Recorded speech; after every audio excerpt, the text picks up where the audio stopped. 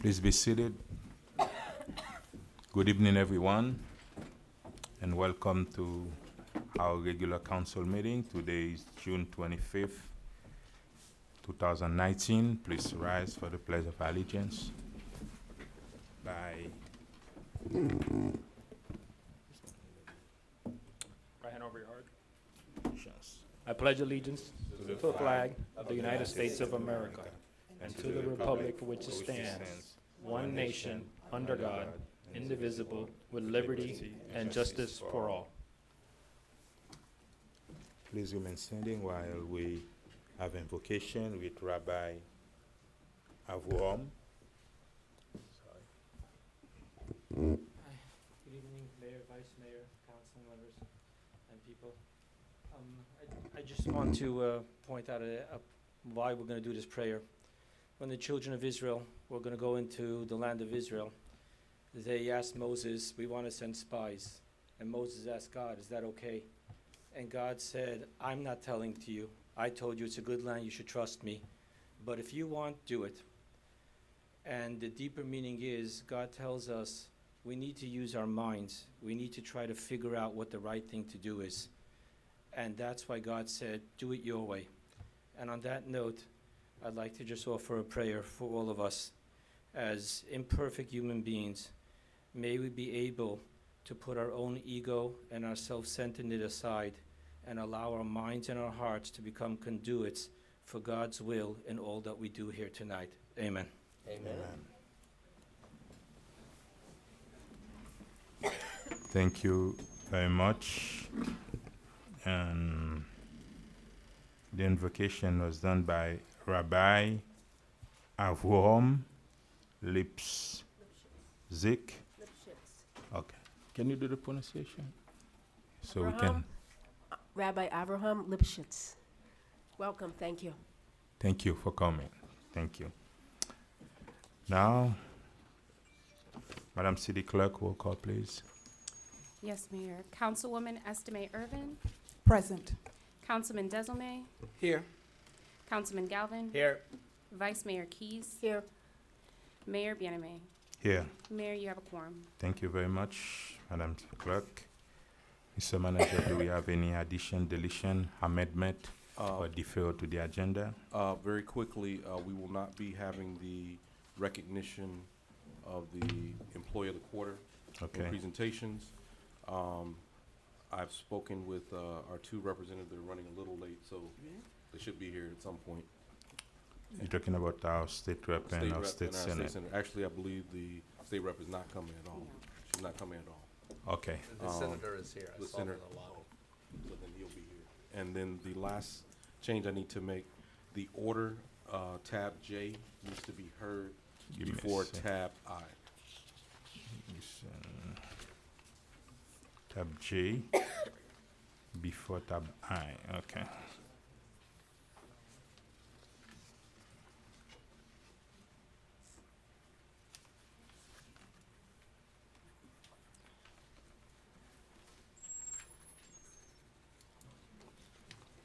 You okay, Madam City Clerk, Yes. with the change?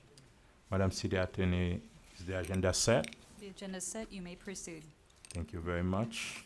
City events.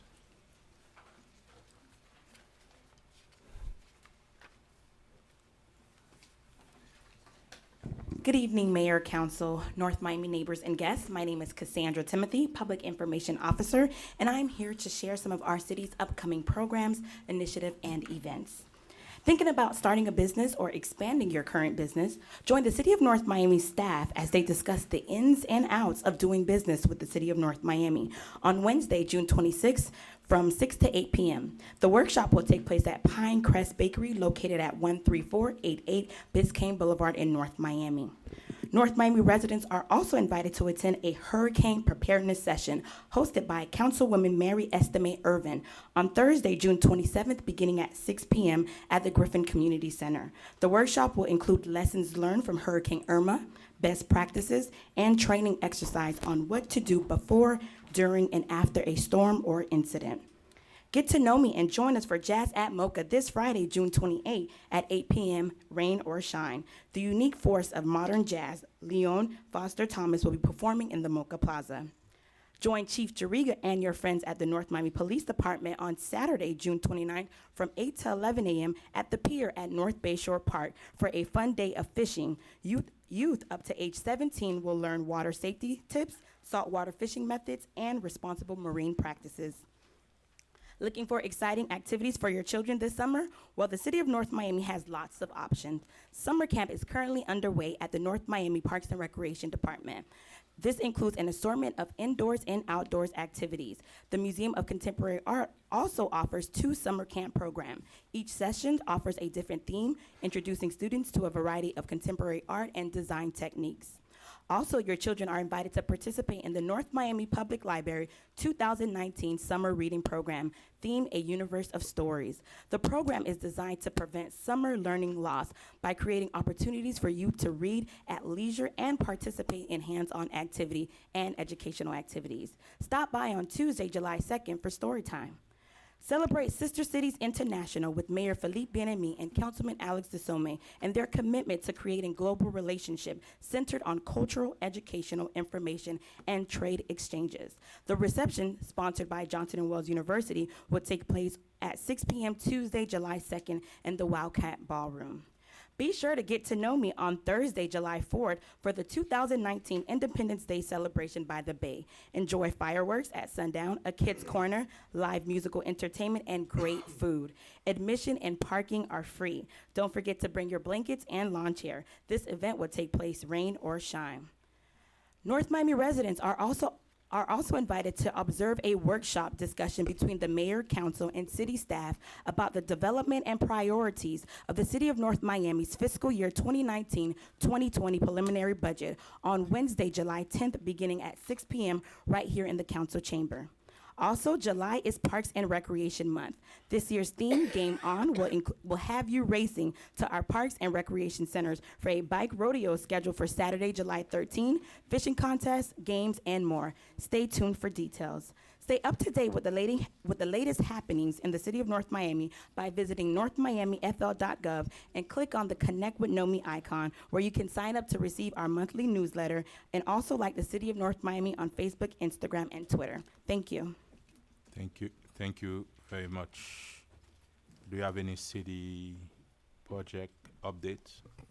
Not tonight, sir. Before we proceed, let me recognize our First Lady, my wife, Sarah. Thank you for coming. This is your first. Let me recognize our former mayor, Kevin Burns. And now let me bring on the podium our great Senator, Jason Pizzo, for an update on the 2019 legislative session.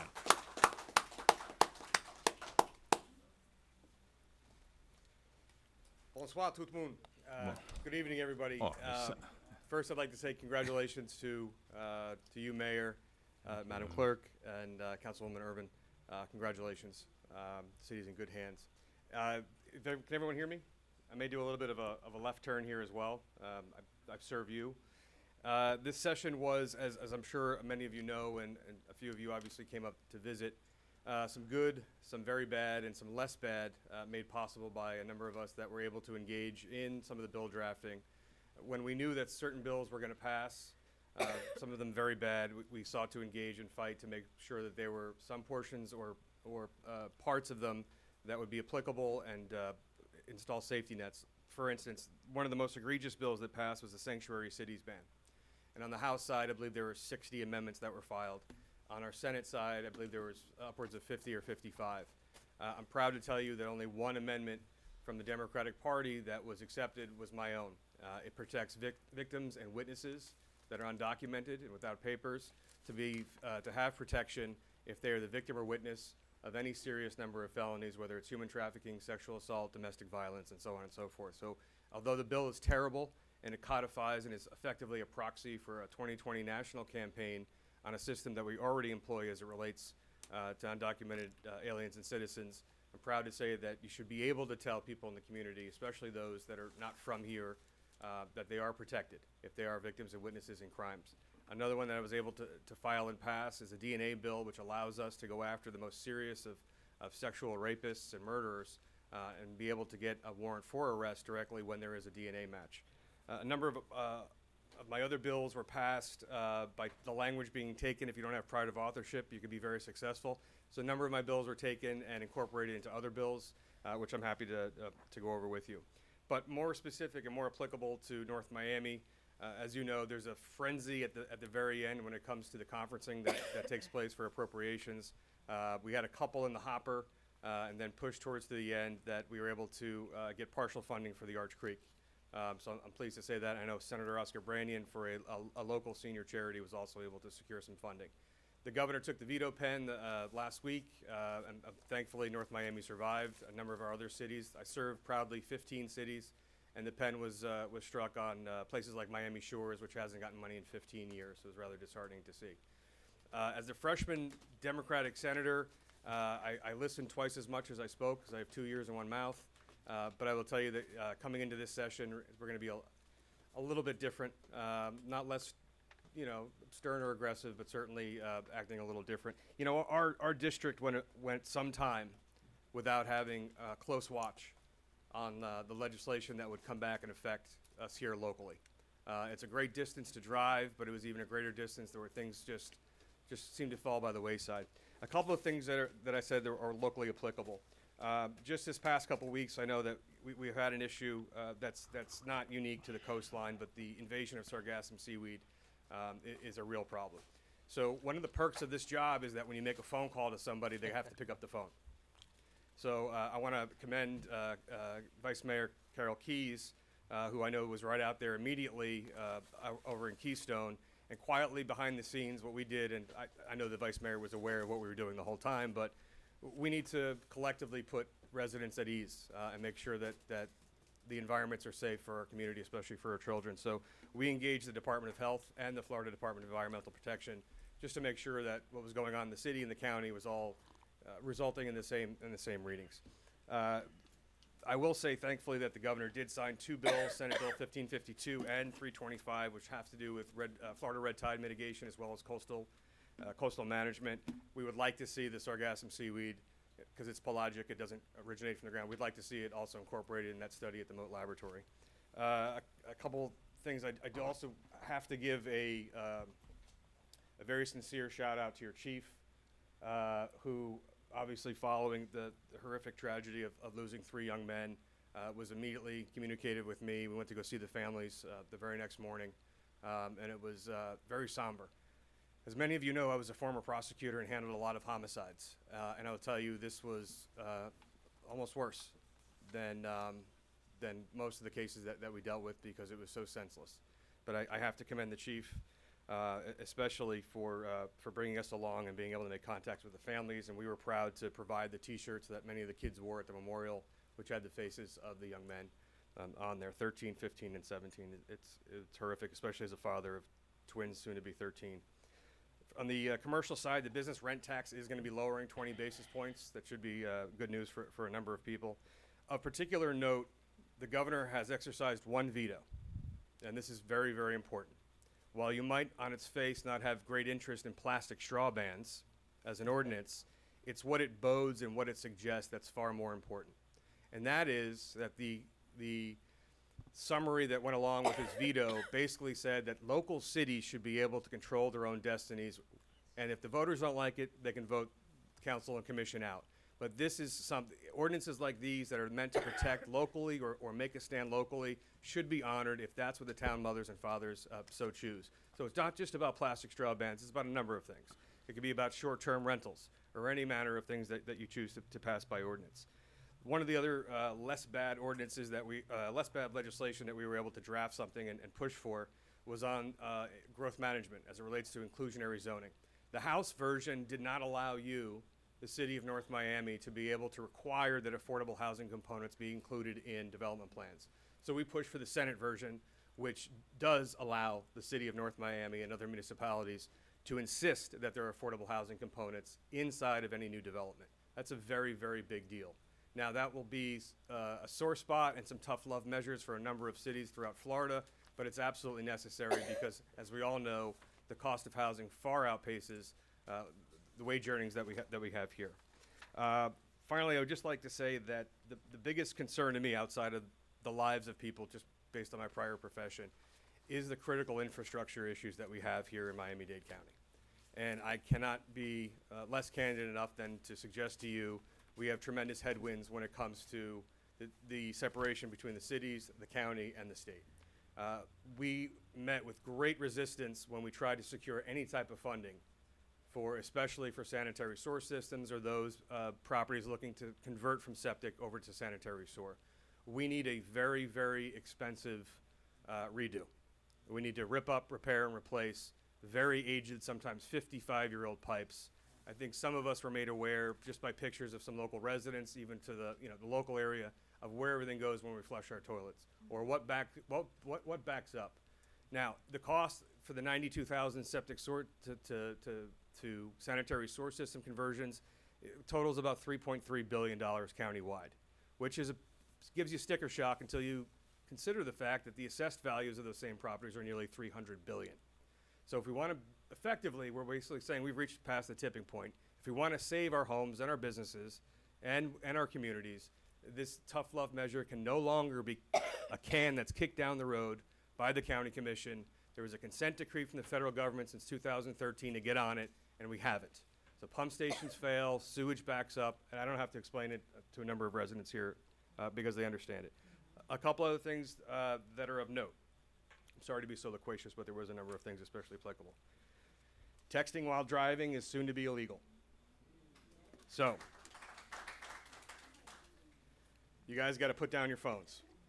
When you're at a stoplight or a stop sign, you may momentarily take it in your hand. Other than that, put it down. Between October and January, warnings will be issued. Beginning January 1st, 2020, citations will be issued. The one thing that was of particular concern, obviously, was that a number of cases or instances involved racial profiling with police departments. So the race and ethnicity of the individual who's being stopped has to also be documented along with the citation, so we can keep a track of that. And then finally, prior to my being sworn in and proudly serving as your state senator, FIU was able to squeeze in language in legislation to allow for a roadway over at FIU. Tomorrow afternoon, you'll be all receiving a copy by way of Madam Clerk of a letter I'm sending to the Florida Department of Transportation, because I would like us to go fast forward here and get to the point where a traffic engineering firm, without input from anyone, as a disinterested third party, whether even it is the state, to see where the roadway should go or where other options may be available. I know that this is a point that we all thought that efforts were being made to protect the community, especially that section of North Miami, but we really need to base this on engineering and science with any available options that there may be, so that copy will be forthcoming. And I'm happy to take any questions that you may have. Any question on the dais? First of all, thank you for all of your help with our seaweed the last few weeks. You were fabulous and made our residents feel really comfortable, especially with the third test. And also thank you for your compassion with the 3 youths that were mowed over by a driver a few weeks ago. You came out with us and really appreciate it, and so thank you for your compassion with our city. My one question, you mentioned a $3.2 billion countywide sewer overhaul. Will that include the municipalities or the? No, that's, Madam Vice Mayor, that is just the price tag as it relates to septic to sewer conversion. That doesn't even get to septic to the aged actual sanitary mains that run underneath a number of roadways, obviously, and the pump stations that serve those. Has anybody looked at that? And we Yes, know we met, I'm sorry, I didn't mean to cut you off. No. We met with Doug Yoder on Friday afternoon from Water and Sewer Department to basically start drawing out a map. It's going to seem almost apocalyptic, both in cost and how dire the situation is, but it's absolutely necessary. I mean, we simply just can't continue to ignore it. We can't allow high-rises to go up that sell with $30 million penthouses and allow them to keep flushing their toilets into broken clay pipes that then allow raw sewage to go out into the ocean. Just can't do it anymore. So expect forthcoming to be a very expensive tough love measured report to be forthcoming. So can you keep it, can it be done so that the municipalities are included with the project and have the option to join in? So, like if Dade County is gonna be doing a new sewer system, the city of North Miami would have the option to go with them, cut the cost maybe, and see how we can do that. Absolutely. It's something we wanna do. We're doing that in contemplating the report as it relates to SOAR. We're also doing that with co-locating any conduit. I was one of the few people that voted against the Senate Bill 1000 that allowed communications companies to just rip into your swale wherever they want and locate 5G and all of those things. But the short answer is yes. We're doing the same thing with FPL. We're doing the same thing with communications companies, and we'll do the same thing with infrastructure. Thank you. Senator Pizzo, thank you for being here tonight, making this presentation. Your statement just a moment ago that there was movement on the FIU 135th Street road access issue is absolutely brand new to me.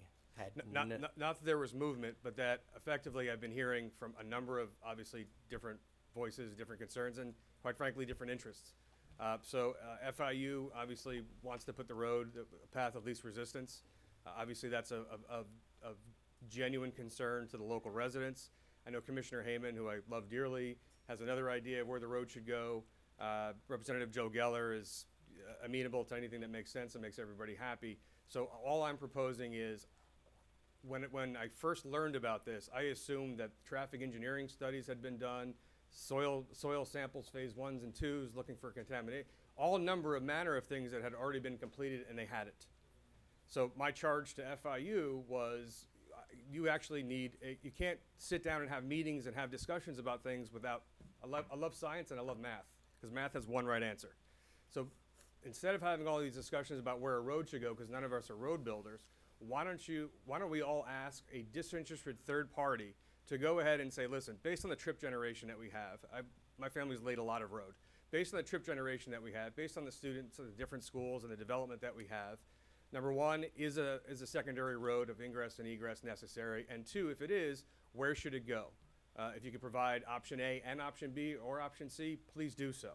And if it comes down to a situation where the path of least resistance for the cost for FIU is X, and maybe it's X plus something de minimis as it relates to the quality of life, then let's go with option B. But until we actually have a study that's done that shows where proper radiuses can be, where proper trip generation can occur, it's kind of dangerous and gets a little emotional because it's not based on anything without having a traffic study done, which I really had assumed was already done, and it wasn't. There was no new legislation sponsored by FIU that was adopted by the legislation. This session? This session. As to this issue? Correct.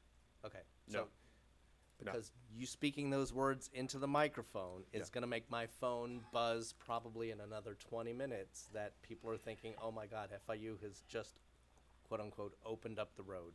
FIU didn't sponsor anything new. No. There's technically not anything No, new. That I made it very clear, put it this way. Shy, I am not. So upon first meeting President Rosenberg, I made it very clear that this is an issue of concern. Again, when the whole troop was there at FIU to meet me for a campus tour, I had assumed I was going to see some road plans, and we hadn't. Last session, prior to me taking office, at the very last minute, an amendment was placed in that went along with like electrical bike legislation or so forth, that basically just gave a blanket sort of point of ingress and egress to universities, but squarely it meant this one. But nothing new happened in this legislative session that I should be worried about or concerned. And my edict and my directive to FIU, and especially to their lobbyists who would be around us in Tallahassee day in and day out, is study, study, study, study, study. Appreciate that. Sure. Thank you, Senator. And Councilmember? No questions? As far as Sanctuary City, what will be the consequence if we violate that that bill? Okay, so Mayor, the answer is the system and the program is already in place. So let me tell you what that means, because I lived it. So if somebody is arrested, within 48 hours a bulletin goes out that this person that does not have citizenship or that there's an undocumented alien, whatever, that's an arrest. If ICE chooses to hold and detain that individual, which we often were doing at our own expense and still do. At about $150 a day, the county corrections department will house people that may have an immigration hold, and we foot the bill for that. We're never reimbursed by the federal government. And if ICE decides to come and take the person that's being detained, they do so. None of that system or program is changing. So and I'm happy to send you a link where I simply ask on the Senate floor towards the end of session to the sponsor, to Senator Gruters. I said, Senator Gruters, I live in Miami-Dade County. We have a large mixed population of everyone from everywhere. Is my district violating the sanctuary city bill right now, the language or the spirit of it? He said, no, that's the great thing. It's perspective. I go, I just want to ask you again, sir, is my district in violation in any fashion? Is anyone's district in violation of immigration program and process right now? He had to answer no. So it's a proxy, Mayor. It's simply optics for a 2020 election, and I named it as so on the Senate floor. I said, this is not an organic bill. This was not addressing a concern. Another senator, Senator Simmons, called it a crisis. Our immigration's a crisis. To which I said that the crisis that cuts your lawn and builds your home and cooks your food is the crisis, sir. They also tried to say that undocumented aliens are far more violent and commit more crimes. Well, the actual numbers was 4,600 in the state prison system on a population of 800,000 of undocumented, while 263,000 Floridians are either in probation or serving prison, so they're 2.5 times more likely than undocumented aliens. But the long answer to your question is a program is supposed to be in place. Cities and counties are allowed to contract with the federal government. I expect we'll see reimbursement about as fast as we get FEMA reimbursement. Thank you. Thank you. Another question. In a statement, the governor planned to add about $400 million toward affordable housing in the budget. Did that pass? Or? So every year, a portion of the documentary stamps that you pay on the transfer of real estate, whether it's a home or business, goes into a fund called the Sadowski Fund. Overwhelmingly, in 1992, the Floridians passed overwhelmingly, almost by 2/3, the ability for the state to collect a portion of those doc stamps, put it in a fund called the Sadowski Fund, and then that's to be used for affordable housing, whether it's for the purchase of land, tax credits for construction, and even paying impact fees and what have you. Every year during Rick Scott's tenure, that fund was swept to the tune of now, I think, $1.3 or $1.4 billion. The Senate filed a bill, SB 70, and that was to maintain and preserve and protect the Sadowski Fund, that it not be raided. The bittersweet benefit of Hurricane Michael to the Panhandle is that $200 million of that fund was used for housing rebuilding, especially affordable housing in the Panhandle. I very wish and hope that we continue to keep at least $200 million, but another bill will be filed again this session that we not touch any of it. But the governor did allow, and the budget did call for taking, I believe it was $100 million out of the Sadowski. We're talking about a fund that collects almost $300 million a year, which my district alone could use 20 million of that. We would have been able to use 20 million of that. We can take a housing inventory of another 100,000 affordable housing units in Miami-Dade County and use it up wisely. So the answer is no, the governor did not allow, allocate, or plan for any additional funding to be going to affordable housing, and in fact allowed both houses of the legislature to take from the fund and use it for other purposes, unfortunately. No other questions? Thank you very much. Thank you. Thank you, Senator.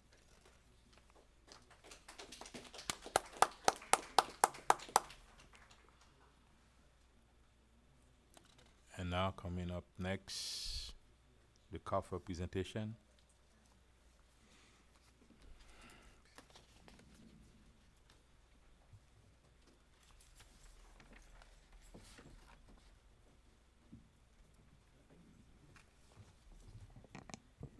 Good evening, Mayor and Council. Miguel Augustin, Finance Director. I'm going to introduce the auditors, RSM McGladrey. They'll be presenting the 2018 CAFR results. And afterwards, I will give some context on some of the operational results of the general fund. But they'll be doing their presentation as first. Thank you. Good night, Mayor, Council members, Mr. Manager. My name is Anil Harris. I'm with RSM US LLP, the independent auditors for the City of North Miami. And also with me is Sardu Matilis, who serves as the engagement manager on the audit for the fiscal year ended. In front of you, you should have a booklet that has our required communications that we as auditors and the professional standards requires us to communicate to you in your role as governance as relates to the conduct of the audit and the financial and the results. First, the audit was conducted in accordance with government auditing standards. Those are the standards mandated by our profession, and the audit was conducted within those standards, and we issued an unmodified opinion, which basically is the highest level of assurance any auditor can provide to a client during the course of the audit. For the year ended, the city adopted one new accounting standard, which required the restatement of the financial statements. What's important to point out as it relates to that is that the restatement is required by the accounting standard. It doesn't reflect any errors or items of concern related to the adoption of the standard. If you look at any other governmental entity, they would have a similar restatement in their financial statements for the year ended. There were no significant issues or unusual transactions that came out of the audit that we need to bring to your attention. Had there been any, we would have been reporting that to you at this point. In connection with the audit, there are a number of significant estimates that management makes in preparing the financial statements. These are included on pages 3 and 4 of the booklet. These estimates include the estimate for self-insurance liability, the estimate for the city's net pension liability related to its pension plan, the estimate for its other post-employment benefits. Each of those liabilities are estimated by an actuary who's independent of the city. We as auditors audit the results of those estimates, and we also have our independent actuaries review the estimates to determine whether or not they're in accordance with the standards of the profession. We've concluded that all the estimates as included in the financial statements are proper and reasonable in our estimation. Going on to page 2, there are a number of audit adjustments that were posted subsequent to the time we started the audit. Those adjustments are included with the representation letters included in the attachment to this booklet. There was one uncorrected misstatement related to the timing of the recognition of revenues. That's also included within the back of this booklet. To point out that uncorrected item is not material in nature, therefore we didn't consider it a need to record it, or management didn't determine that it did not have to be recorded. There were no disagreements with management through the course of the audit. In connection with the audit, there was one item of significance that we did discuss. That relates to the general fund deficit as of the year ended. For the year ended, the city recorded a general fund deficit of $8.1 million, which is a cumulative effect over time of where revenues or expenditures have exceeded revenues on a cumulative basis. To eliminate the deficit, we discussed with management and have enacted a plan to budget a surplus of revenues going forward to ensure that that deficit is eliminated over a period of 3 to 5 years. We had no significant difficulties in performing the audit. All records were provided to us. The audit is a 3-month process, 3 to 4 month process. All records requested were provided. We had no issues during the course of the audit.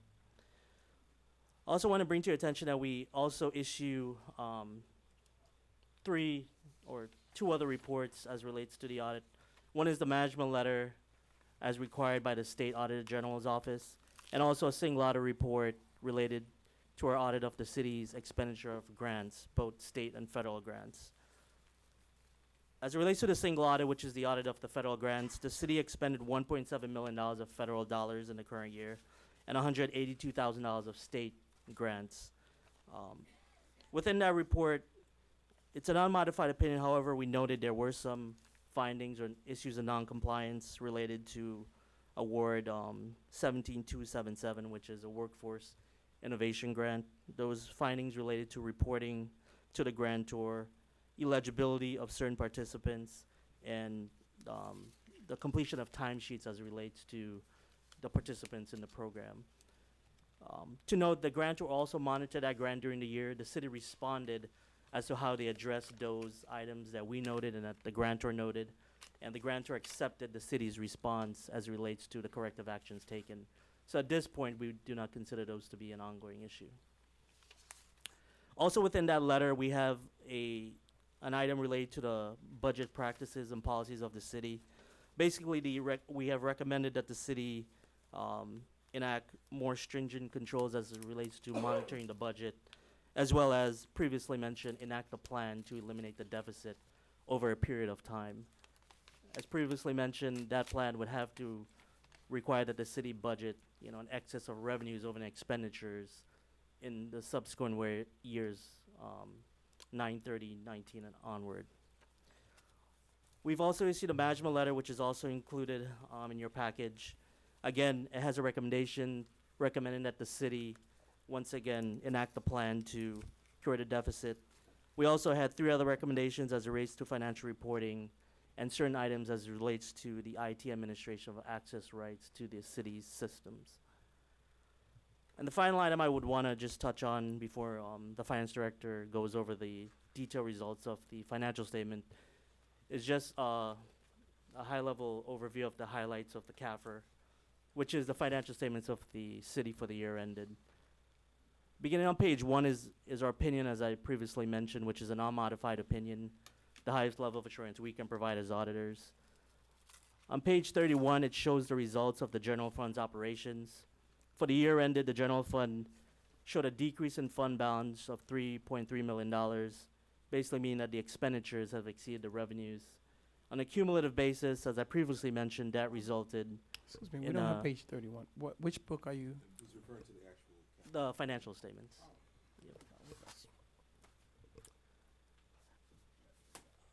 On a cumulative basis, as previously mentioned, that has the effect of the revenues, the expenditures exceeding the revenues over multiple years have resulted in a net deficit in the fund balance of $8.2 million for the year ended. And with that, I'll take any questions you have.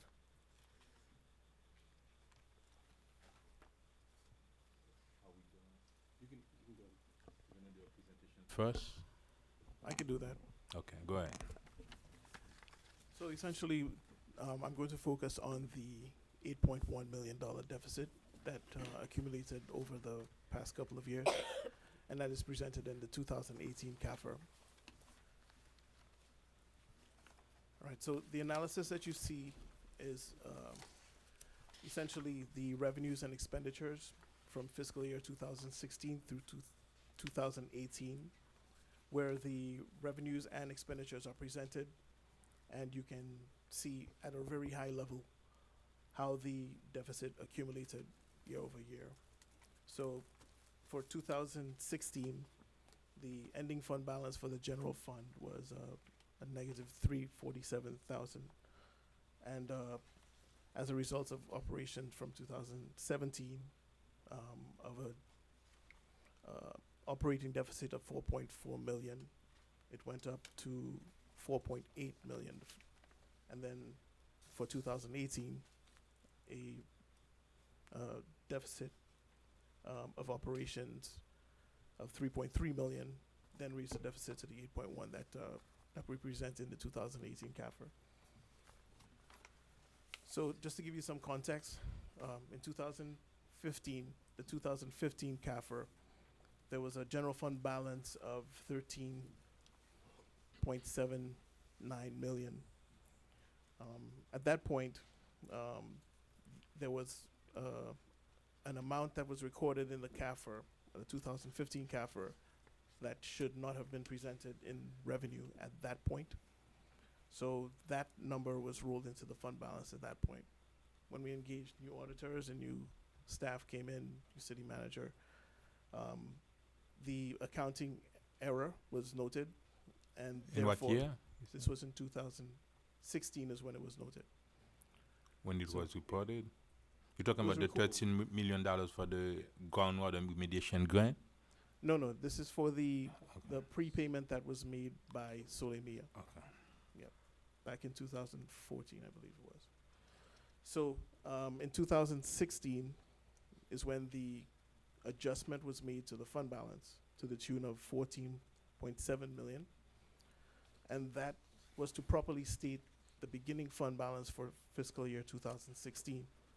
And what was a balance of 13.7 million at that point was restated to a beginning negative fund balance of 957,000.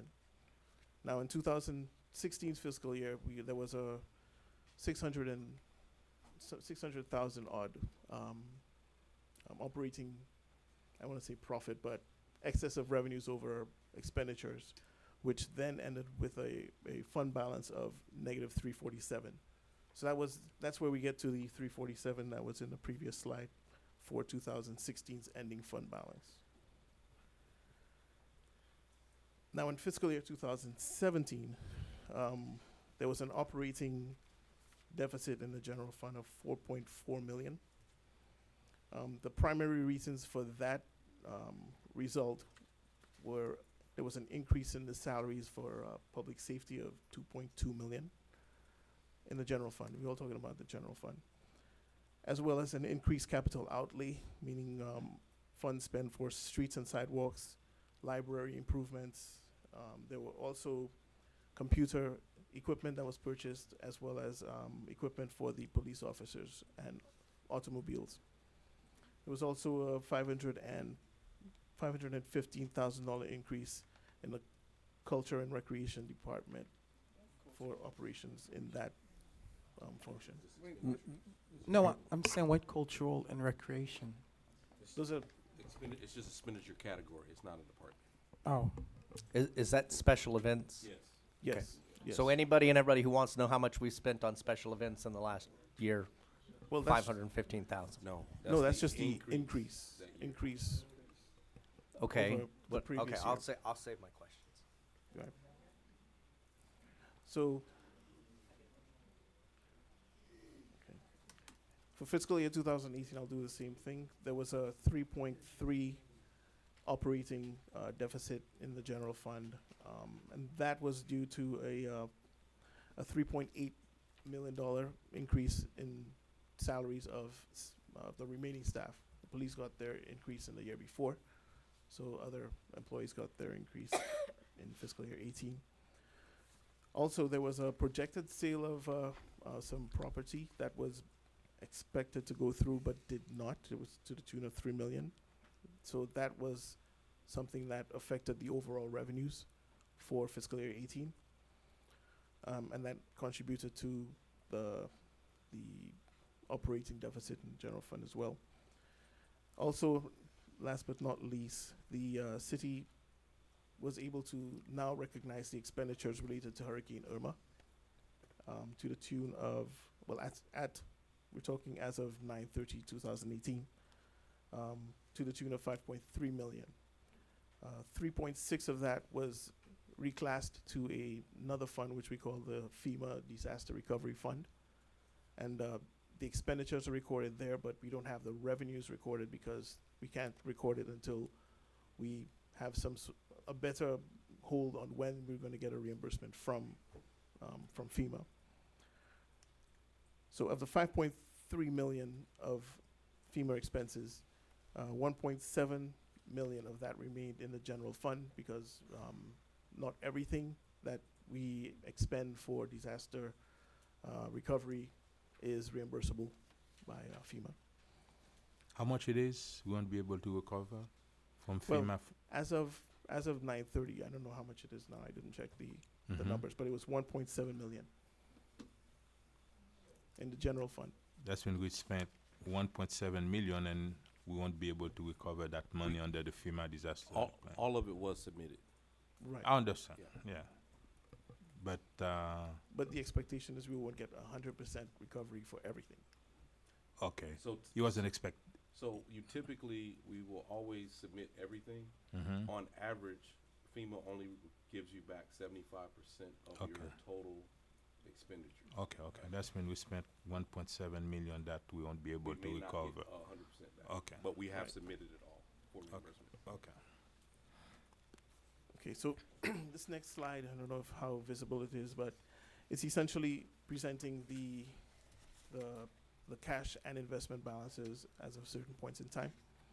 The balance as of May 2019 was an overall cash and investments balance of 53 million 975.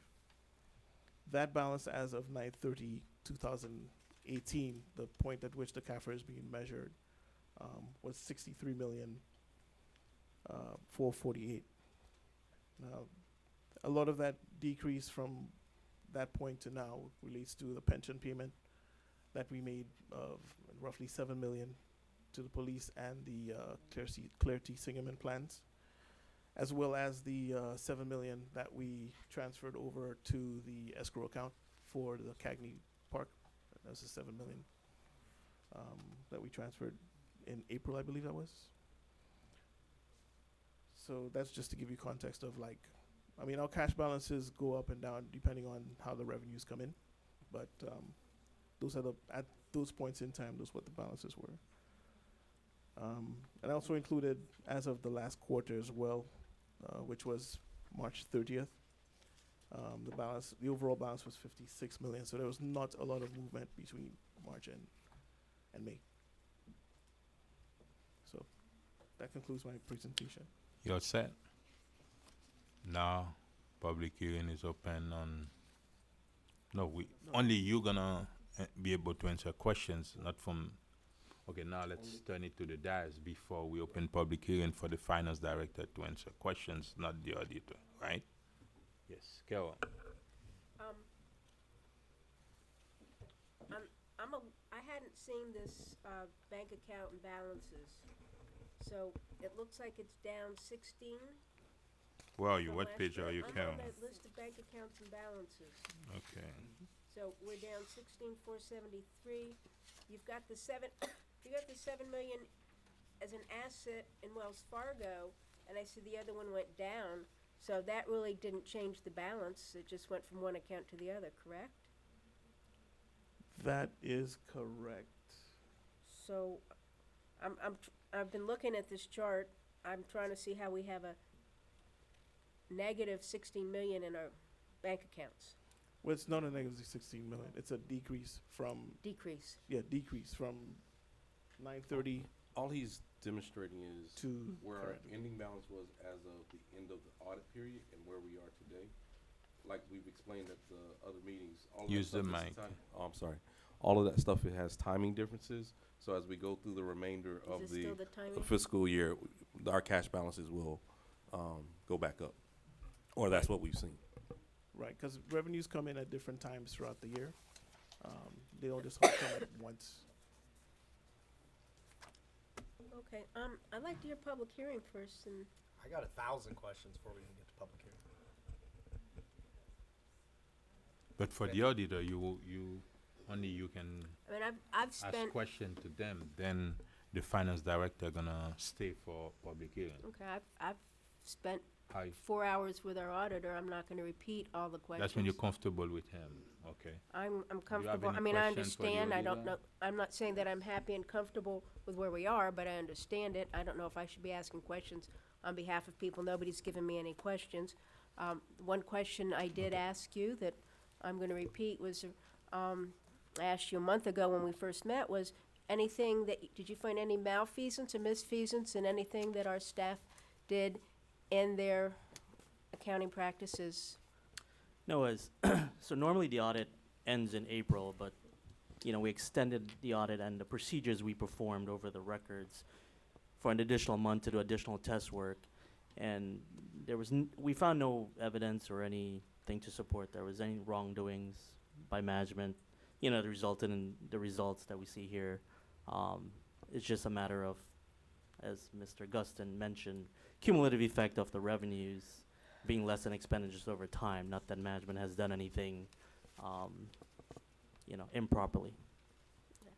In our operating deficit in 2017, we have reasons like public safety 26 million, increased capital 476, cultural and recreation.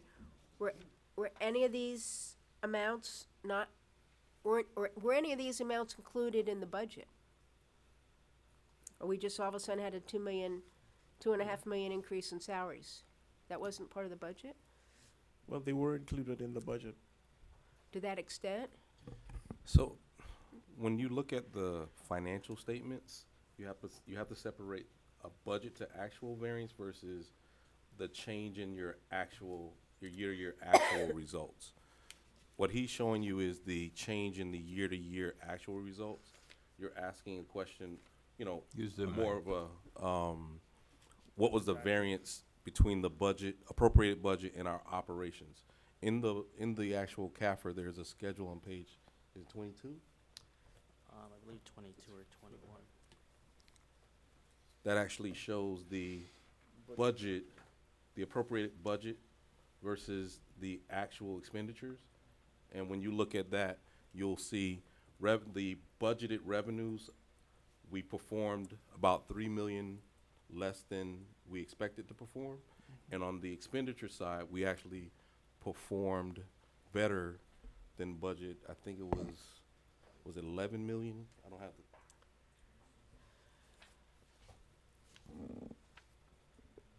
I'm looking at pure operating Yeah, expenditures. 11 million. 11, and we performed better than budget on the expenditure side by 11 million. Okay, so in this CAFR in 2018, the COLA merit of the 3.8 million, that was already in the budget, correct?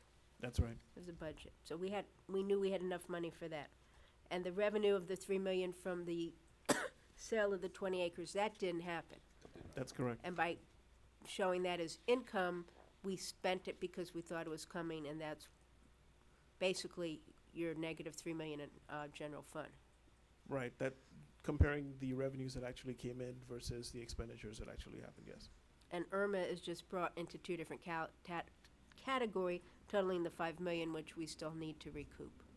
And that brought two of the funds down. Right. Exactly. Because portion was in the general fund and the portion is in another fund. Okay, The thank disaster you. recovery Thank you fund. for your charts. I'm done. But that's not one of the causes of the deficit. The FEMA, the Partial, 1.7 only. Okay. A That's correct. portion. Okay. Right. Okay. And Scott? To either party, how much does, as of the end of the fiscal year that's subject to this CAFR, how much money does the city of North Miami have in its bank account? If we wanted to write one big ass check, excuse my French, one big check and bankrupt the city at one time, how much is in the city's bank balance? As of 9/30, 2000. It's on the graph. I can't even see the chart. So I think we had given you a printout. Go ahead. Tell But I did, just But it tell was me, like tell me. At How much? that point, it was in the daily investment account. It was 42 million. Okay, But in terms of like all our cash and investments, 63 million. so we've got 42 million cash in the bank, plus another 21 million in assets. Correct. Are we missing any payroll payments to any staff members at this time? No, we are not. Are we missing any pension payments to former employees at this time? We're not. Do we have vendors who are not being repaid for services because we lack the assets to pay them? No, that's not the case. Amir, if you had seen evidence of malfeasance or misspending, what would your firm have done? Well, two things. Most likely we would not have been able to issue an audit opinion. If we can't rely on management's representations or the records provided, we would most likely withdraw from the audit or issue an opinion that states basically that we cannot rely on the records.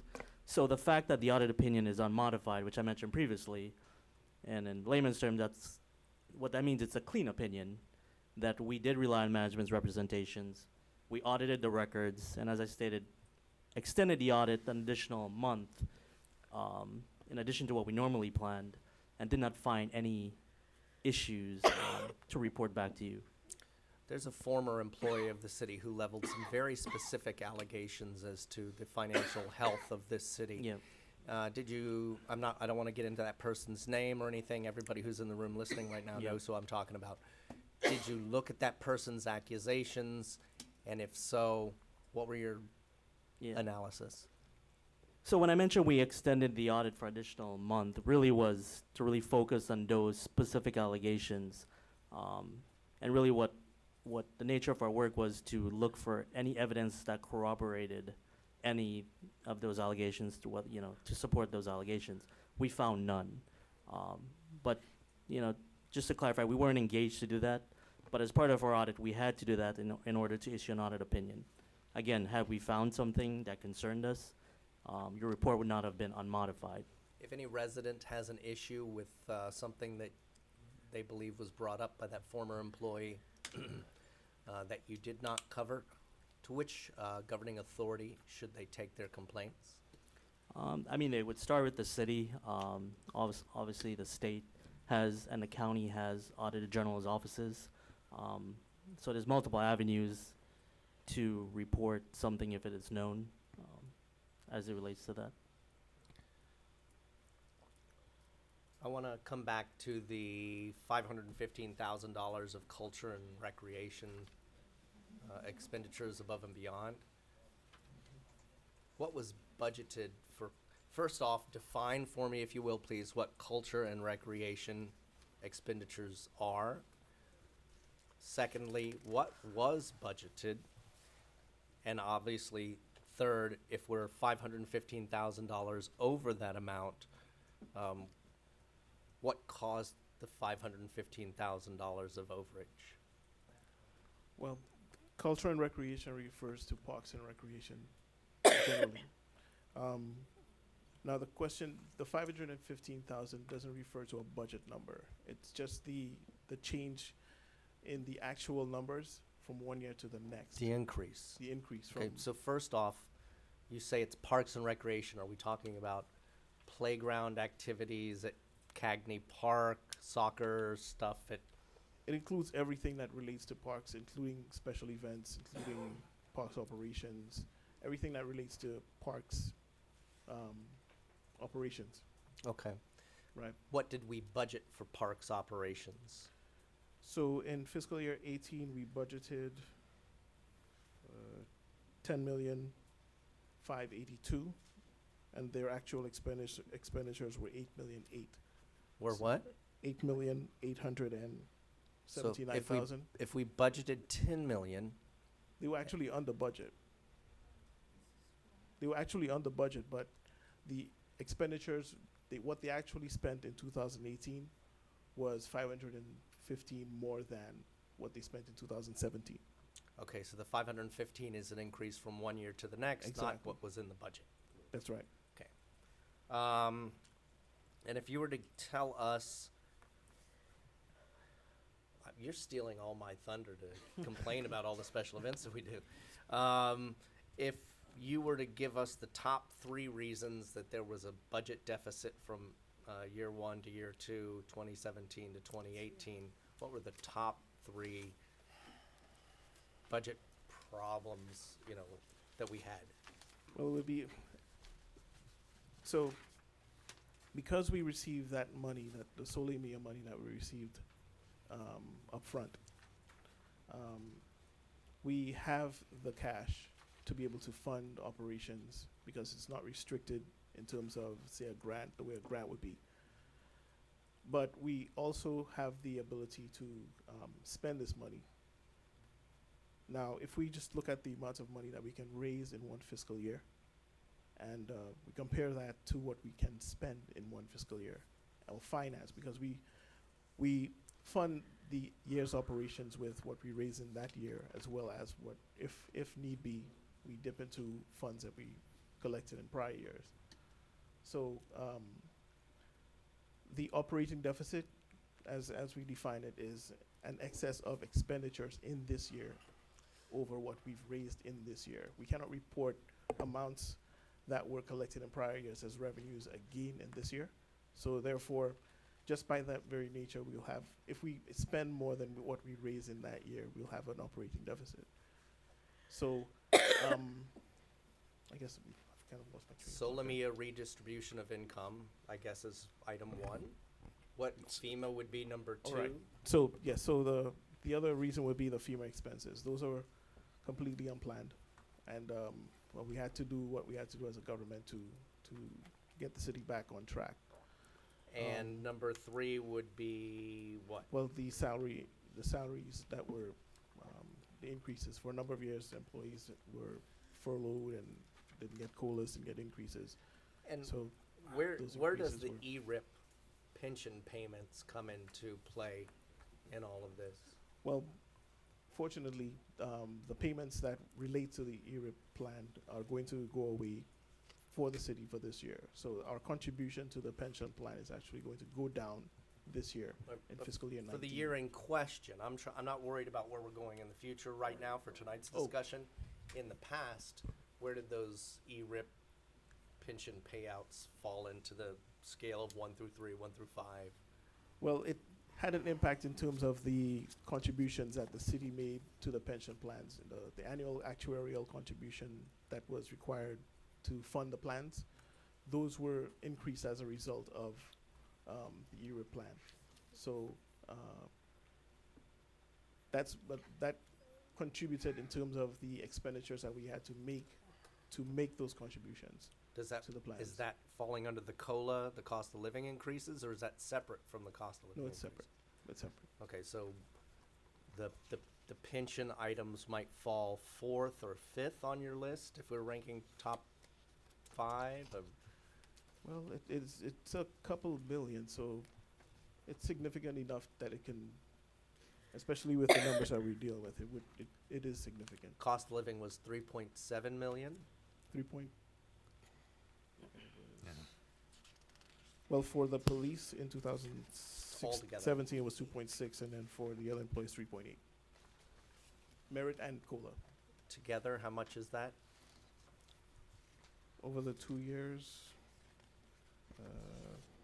what, 5 million? 6.4. 6 million? 6.4. million. Okay, Plus the FEMA 1.7 will get you to 8.1. okay. That's all the questions I have right now, Mr. Mayor. Thank you, everybody, for all your work. Now, thank you very much. Do we have any question for the auditor? Yes, I do. Okay, go ahead. Thank you, Mr. Mayor. Although I did not have the amount of time I needed with the auditor due to some circumstance, I wanted to ask some specific question, Miguel and the auditor, I guess. First and foremost, management, and you guys are money folks. I don't think a lot of us are. We have attorneys, educators, and business folks up here. So a lot of the terms that you presented, I really did not understand, and I don't think member of the public did. So in layman term, I need you to be very specific in where I would be able to understand as a teacher. Sure. And I taught elementary, where they would understand. Sure. So to start with question 1, and we have to blame ourselves, starting with me. It looks like, and this is where I'm not doing too good with this, because I was under the impression every year that we were doing okay. But when I looked at the financial health, 2016, almost 400,000, 2017, 4.8, 2018, 8.1. It is a concern, and I shared some of my colleagues where I think the deficit comes from. I understand the FEMA, but if there's another emergency tomorrow, we are in hurricane season, we need to be prepared and move forward. With that being said, I have some specific questions. First and foremost, to management. The real meat and potato of this, to me, is I don't know, and I don't want to use the word misled, but I think I was told that some of the funds that, well, let me start with this question first. How can we use a line item or a source of revenue on, when I met with the auditor and Miguel, on something that we expected? And I'm gonna be very specific, the Solimia money, the Costco, well, going back, there's a couple of questions within one. But in terms of the Costco money, why was it previously stated that that money was in our bank account when it wasn't in the budget? Just a quick and understanding, Mr. Councilman Desul may understand that the city have a litigation in regards to our financial Review.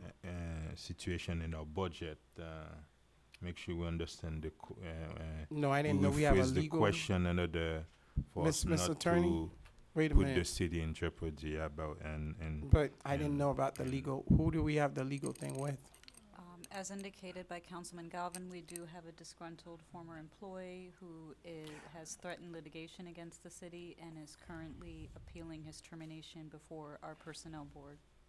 I know, but that has nothing to do with my No, I question. just wanna make sure we. Okay, thank you, Mr. we Mayor. use Okay, that, Mr. yeah. Manager. So again, I guess I have to separate budget from cash. Yes. When we receive cash for transactions, that money goes into our bank account. You referred to the first year deficit. That was the first 4 million. We went from, on the graphic, from 347,000 to 4 million. Part of that was an accounting transaction that didn't have, the cash is still here, but the way we recorded the revenue in the books, or you know, how we have to record our books, was required for us to show it a different manner. In showing in that different manner, it had the impact of the impact result, if you will, of us having a deficit fund balance. Fund balance is it's a scientific term, if you will, in accounting, and so Okay, it has. I'm not a pretty- scientist. What I'm trying to figure out, because I don't really understand none of Well, what you're let saying. me answer this first question. Yes. Your base question was, how do we use money that we're anticipating receiving? Yes. So every budget year, we spend anticipating receiving revenues. For instance, we get the property tax. You guys assess the property taxes in the summer, but we don't receive the actual money typically until April, May, and June of the following year. We still have to operate the city, so with our operating cash that we do have available from previous years in cash, we're able to operate the city until we receive the money. Okay, my question was, I understand that the Costco money was supposed to be over time, I guess over 100-year or whatever, and I was under the impression that the Soleimani, so it's all confusing, over 100 years. So how do we use that into the budgeting process, into a lump sum versus, So because the actual physical cash is here, we can spend it. But from an accounting recording of the books, we have to show it in accordance with the GASB that, it's an old one. It's a matching principle, but we have to record it in the books a certain way for our financial statements, but for the purpose of you have a bank account, the money is there. The easiest example I can use is you have a mortgage, you have credit card payments and liabilities that are long-term, but in your bank account, you have cash. And you can actually, go to the movies and, maybe buy a car with your cash, even though you still have that, those obligations, those long-term obligations that you have scheduled to pay over a longer a period longer of time. period of time? So that's kind of the best lay example I could give you, if you will. Because the 3-line item that Councilman Galvin mentioned, which was the salaries, and we could talk about that in a few minutes, but the revenue from the sales, what sales? Because I don't know what sales, the 3 million that we are talking about. So the specific 3 million was actually a sale that was supposed to result in the city receiving $8 million from Solomia. In their existing agreement with the city, they had an option to purchase an additional 20 acres of land for $400,000 an acre. As we were preparing that year's budget, and I want to say it was around August, middle of August, we received notification from the developer that they were exercising their option and they were intending to close on the sale by September, early September or October of the year. So we knew we were expecting those proceeds to come in. Okay, how would you be expecting that in us as the body? I didn't even know about it until I heard something, because you saying somebody said, okay, I'm gonna give North Miami $200 million. So you saying to us or to me that, okay, I'm gonna use that $200 million, and then the person come back, or the council could have said, well, you know what, Mr. Manager, I don't wanna use that money for whatever reason. So I'm trying to get in my mind, how do we spend something that we really didn't have in a way? We just, it's a forecast, or, It was actually a little bit more than a forecast because I actually received a legal document I stating. know, but wouldn't it be the subject of the council to accept that, the sale, or was it No, something no. with you guys? No, the sale, the option for the sale was already approved by the council. It's the developer's absolute right, and they exercised the right. Okay, so it had nothing, it was nothing to do with the council, from my understanding. So you and the developer could just make that, from what I'm understanding tonight, so you and the developer could just make that decision on behalf of us. No, you made the decision When? when you approved the agreement. When, back what year? Before I got here, before you got here? I got here. I got it, okay, all right. So we moved that.